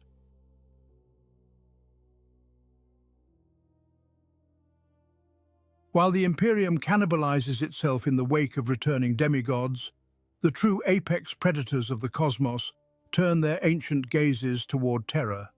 The resurrection of the Primarchs was not merely a political tremor, but a psychic detonation of blinding magnitude. Across the cold void, this sudden flare of localized divinity registered upon the grand galactic map as a beacon in the absolute dark. In the intergalactic deep, the great devourer paused its endless consumption to taste this new resonance. The hive mind, a consciousness of unfathomable scale and singular hunger, looked upon the sons of the Emperor and saw only the ultimate apex biomass. They were not saviors to be feared, but rare sustenance to be harvested. To claim such prey, the tyrannid swarm weaponizes its very existence through the shadow in the warp. This phenomenon is not merely a byproduct of their billions, but a highly evolved predatory mechanism. The shadow is a suffocating psychic static, a localized manifestation of the hive mind's immense will pressing down upon the immaterium. It functions as an apex hunter, isolating a panicked herd. The hive mind specifically directs this smothering weight to target and suppress high-value psychic souls. It treats astropaths, librarians, and now the returning Primarchs, as critical strategic threats that must be snuffed out before the swarm makes planetfall. By crushing these psychic linchpins, the Great Devourer severs the connective tissue of its prey, ensuring that the greatest champions of humanity are drowned in a tide of Xenos madness. Yet the Tyranids are not the only cosmic terror stirred to action by the return of the demigods. Deep within the dormant tomb worlds, the silent king, Sarek, calculates the shifting vectors of the galactic war. To the supreme overlord of the Necron dynasties, the Primarchs are not flesh to be consumed, but chaotic anomalies disrupting the mathematical perfection of his grand design. They are illogical variables, unpredictable storms of warpcraft and gene alchemy that threaten to derail the Great Awakening. Sarek has decreed that these errant equations must be silenced permanently. Thus, the scale of galactic war escalates geometrically, driven by the absolute cold logic of the machine and the insatiable hunger of the swarm. The hive fleets redirect their tendrils to hunt the greatest genetic prizes humanity can offer. The Necron legions awaken in unprecedented numbers, deploying chronomantic weaponry and star-shattering engines to eradicate the Primarchs from the timeline itself. Mankind wept tears of desperate joy when their ancient heroes strode back into the light of the dying sun.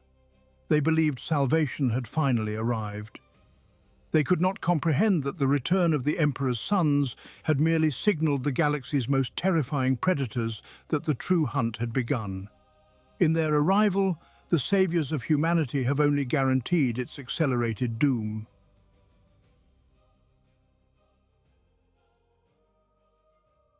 The Xenos hordes have answered the return of the demigods not with terror, but with an equal and opposite fury. We prayed for saviors in the dark.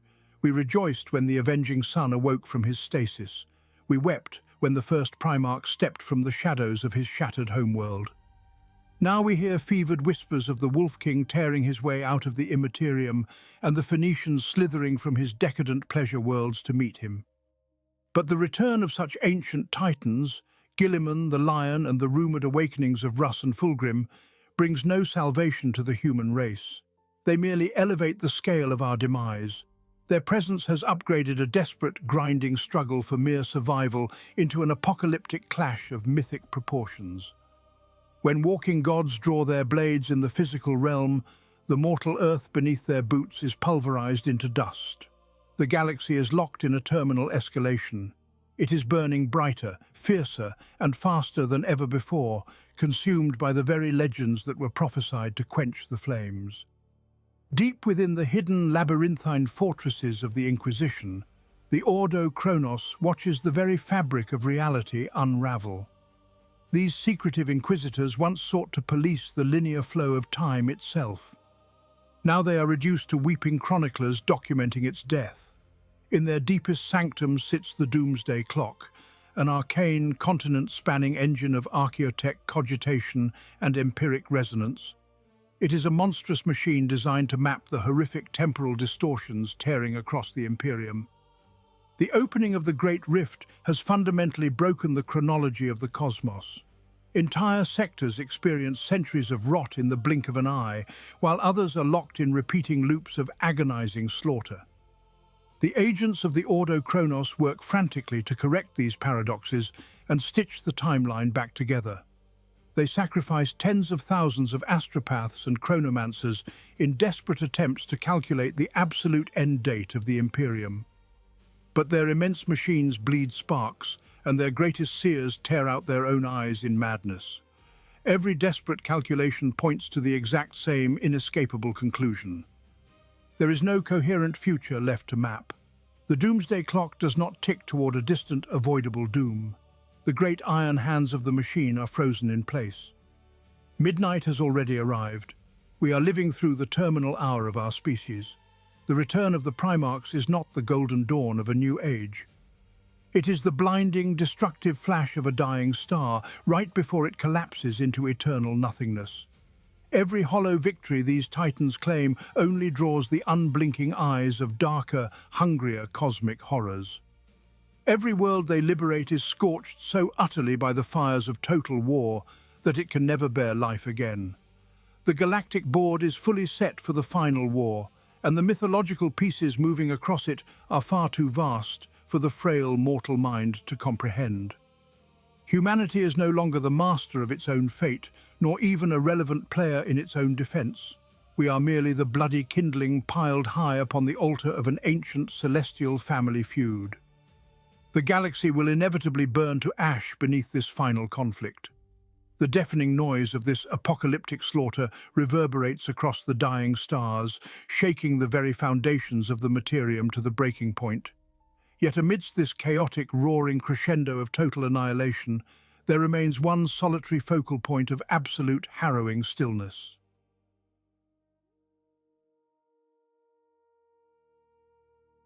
Look to the billions who fall to their bleeding knees in the dirt of a million ruined worlds.